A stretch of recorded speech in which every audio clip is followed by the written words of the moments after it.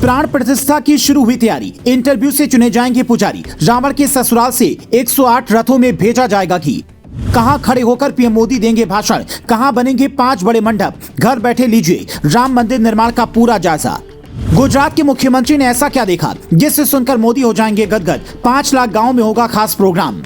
रामलला की प्राण प्रतिष्ठा में अब 58 दिन का वक्त बचा है और उसी हिसाब से वहां पर तैयारियां भी चल रही हैं। फर्श को सजाने संवारने के काम में कई कारीगर लगे हुए हैं। ये सबसे नई तस्वीर राम मंदिर ट्रस्ट ने जारी की है, जिसमें दीवारों पर भगवान की मूर्तियों की नक्काशी दिख रही है और नीचे फर्श पर नक्काशी वाली टाइल्स लगाते मजदूर नजर आ रहे हैं। यहाँ से जब आप आगे बढ़ेंगे तो कुल 5 मंडप दिखाई देंगे, जिसमें 3 एक दूसरे से सटे हुए हैं, जबकि एक थोड़ी दूरी पर है और एक मंडप को बनाने में ज्यादा वक्त लगेगा। मंदिर के गर्भगृह में जहाँ पर रामलला विराजमान होंगे, तो वहीं बाकी में केवट, सबरी, माता अहिल्या, महर्षि वशिष्ठ और ऋषि विश्वामित्र की मूर्तियां स्थापित की जाएंगी। रामचरितमानस में जितने भी अहम किरदार हैं, सभी मंदिर में आपको कहीं न कहीं दिखाई देंगे। इन सब के बीच में एक ऐसी जगह बनाई जा रही है जहां से खड़े होकर पीएम मोदी 22 जनवरी को भाषण देंगे। नृत्य मंडप, रंग मंडप, कीर्तन मंडप, प्रार्थना मंडप और गुढ़ी मंडप को मिलाकर भव्य राम मंदिर बन रहा है। इसीलिए जब इसका जायजा लेने के लिए अभी नेता और अधिकारी पहुंच रहे हैं, तो उन्हें बाकायदा ट्रस्ट के सदस्य ये समझा रहे हैं कि मंदिर निर्माण के बाद कैसा दिखेगा और कहां पर कौन सी मूर्ति होगी, किधर से एंट्री और किधर से एग्जिट होगा।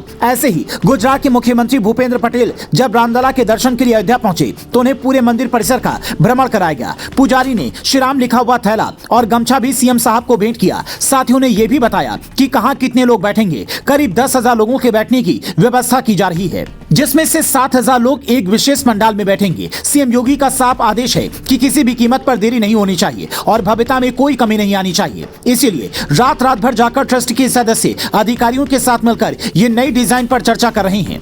5 लाख गांव में अयोध्या से अक्षत भेजने के साथ ही ये भी कहा जा रहा है कि आप अपने गांव के एक देवस्थल में 22 जनवरी को इकट्ठा हों और राम मंदिर उद्घाटन का लाइव प्रसारण देखें। 500 सालों की जो तपस्या पूरी हुई है, उसका जश्न मनाएं। जिस अभिजीत योग में प्रभु श्री राम का जन्म हुआ, उसी योग में पुजारियों ने राम मंदिर की प्राण प्रतिष्ठा का कार्यक्रम रखा है, जिसका मतलब है मोदी योगी की जोड़ी राम मंदिर उद्घाटन में बिल्कुल विधि सम्मत तरीके से चल रही है। हालांकि ऐसा पहली बार होगा जब इंटरव्यू से पुजारी चुने जाएंगे। ऐसी खबर है कि राम मंदिर ट्रस्ट की विधि विधान सेवा समिति ने पुजारियों की नियुक्ति के लिए ऑनलाइन आवेदन मांगे हैं। इसके लिए 3,000 लोगों ने एप्लीकेशन भेजा है, जिसमें से 225 पुजारियों का इंटरव्यू कमेटी ने लिया है। प्रोसेस पूरा होने के बाद पुजारियों की नियुक्ति की लिस्ट जारी की जाएगी। एक अनुमान के मुताबिक मंदिर में दर्जनों पुजारी होंगे, जिनकी अलग अलग ड्यूटी होगी। लेकिन सबसे खास बात यह होगी कि मंदिर के उद्घाटन में जो दिए जलेंगे, उसके लिए घी रावण के ससुराल से आएगा। कहा जाता है कि रावण की पत्नी मंदोदरी जोधपुर के मंडोर के राजा की पुत्री थी। इसीलिए जोधपुर के श्रीमाली ब्राह्मण समाज के लोग आज भी रावण की पूजा करते हैं। तो उसी जोधपुर के बनाड़ के पास गौशाला चलाने वाले महर्षि संदीपनी महाराज का कहना है